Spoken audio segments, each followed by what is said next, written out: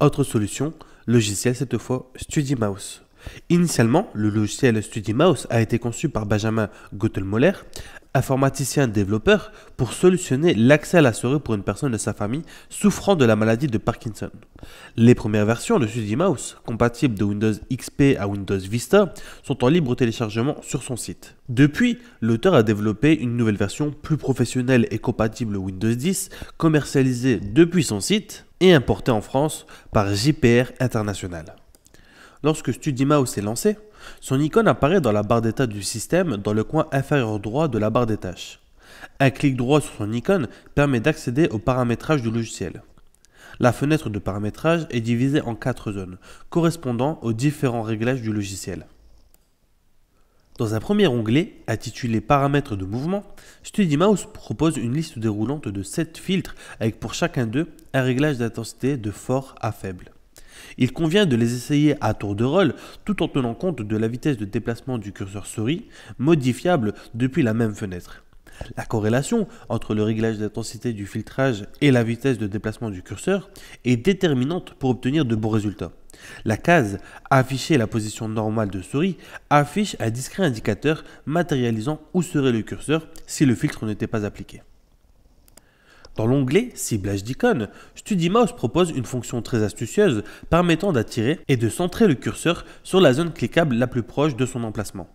Cette fonction met en évidence la zone cliquable la plus proche du curseur en la matérialisant par une cible triangulaire animée. La cible grandit et se rétrécit en fonction de la distance du curseur par rapport à elle et par rapport à la taille de l'icône elle-même.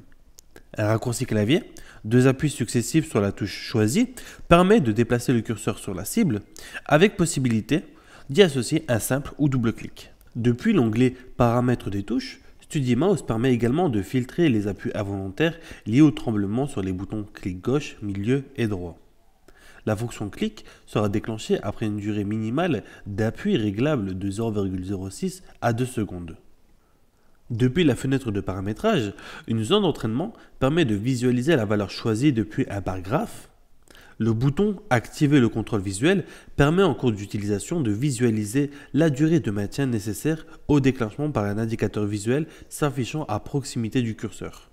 Enfin, et tout simplement, la fonction contrôle d'activation a pour but d'activer ou désactiver le logiciel depuis certaines touches ou raccourcis du clavier, quand un utilisateur partage son ordinateur avec un autre. En complément au logiciel, on veillera à proposer une souris adaptée aux besoins de la personne.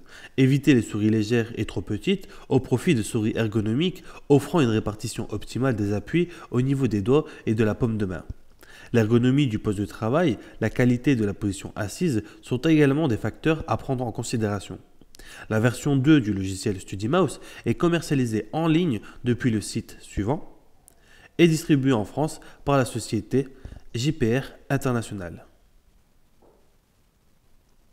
2 versions sont proposées, une version simple au tarif de 65 € hors taxe et une version incluant les mises à jour futures.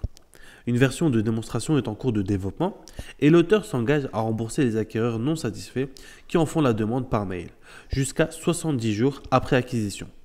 Enfin, l'auteur accorde une version complète aux professionnels de santé qui en font la demande.